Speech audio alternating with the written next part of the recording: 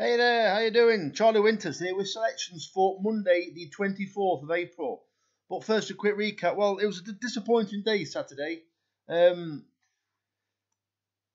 didn't realise there was going to be quite so much rain at first because I expected there just be a little bit of rain to maintain the going, and I expected them to come down the middle. But there was quite a lot of rain, and in the end, they ended up coming like maybe towards the high side of the middle, just giving me the benefit of that, and actually high numbers.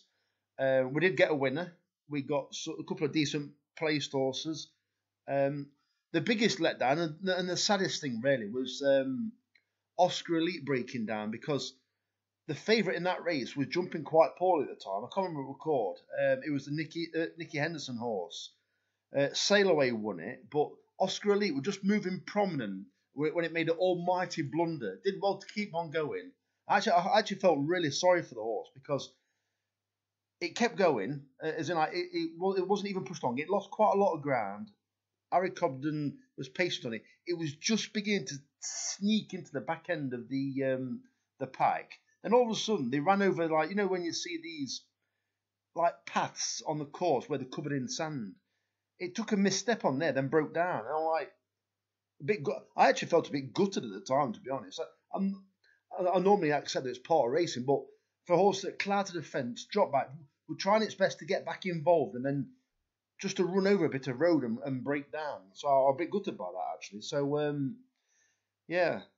So, the horse racing selections for Monday are as follows. They're all at Pontefract. Well, I live in Nottinghamshire. There's been a fair amount of rain. I'm not saying it's pounded down, but there has been frequent showers. Well, I've been looking at the weather. It is very similar at Pontefract than what it has been in Notts. So, you know, like the percentage and all that kind of thing, and the actual symbols that they use. So I'm guessing, I think it's going to be personally on soft.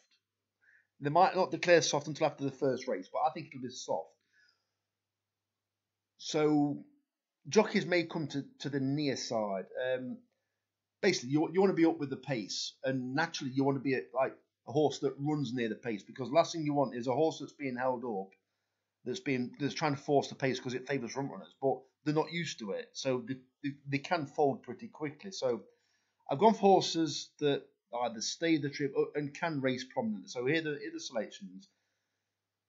I have put the selections in the comments because I haven't put the bet on yet, because as you're aware, and thanks to Harry Shaw, one of the subscribers, I think he's a subscriber, he comments anyway, I changed my free bet from Sky Bet to a £5 to £6, and I won't be depositing, so I shall be putting a 27p each way Yankee on, which comes to, I think it's £5.96, and that's purely to use my free bet up. So it'll be 27p each way Yankee. So the first selection is Refuge, and I've left all the price because, if I'm being honest, one of them's not even really an each way price, but I do think it's got a cracking chance of winning. So the first selection is Refuge. It's quoted as 11-2. I've left the price in the 5.15 at Pontefract, paying 4 places instead of 3. The second selection is Tarbat Ness. I've left the price. It's indicated at 3-1. It could be it could be 6-4. It could be 6s. I don't know. So John Berry's got a cracking strike rate. Well, I say strike rate, cracking record of these long distance handicaps, 2 mile and 2 mile plus at Pontefract. He's got a previous win of the race in this race, but he's also got the shortish price horse, Tarbat Ness. Well, this is bred. I looked at the breeding. This is the kind of, I say breeding, kind of like symbols that I look for. Basically, 14.1 furlong, I think, for both horses.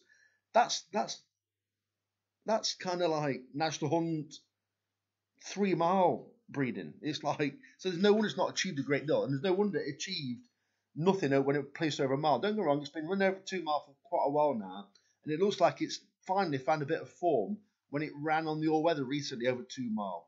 Well, I think hopefully it should be better for this, well, for this kind of ground, softish ground, for this real stay-in trip, and it could turn out to be one of these, a bit of a handicap plot, because, or handicap good thing, because I think it's only rated 48, which is absolutely nothing.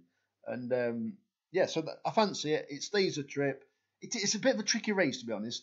But that's my summation. So it's Tarbat Ness at SP in the 10 past 4 at Pontefract, paying 4 places instead of 3. The third horse is a horse that I backed the other day when I was a bit disappointed. It was going really well at Ripon when I said it would favour front runners, which it did. Well, what it did, it looked to be going really comfortable. So instead of kicking it on, all the horses came up to it, and then once he asked for it, it just kind of battled on at the same pace. Well, this course does suit front runners, so I'm going to take a chance with Global Spirit. It ran 4 days ago. It's priced up at 5 to 1. I've left that because I think that's stingy, that is, in my opinion. So I've left the price, and that's in the 335 at Pontefract, and it's paying 6 places instead of 4. And finally, Cumulonimbus. I've left the price in the 3 o'clock at Pontefract. It's got Holly Doyle aboard. She's won on it already, and it's paying 4 places instead of 3. So those are the selections, and as I said, they will be copied and pasted from this bet slip straight into the description. So the very best of luck. Charlie Winters, over and out. Cheers, mate.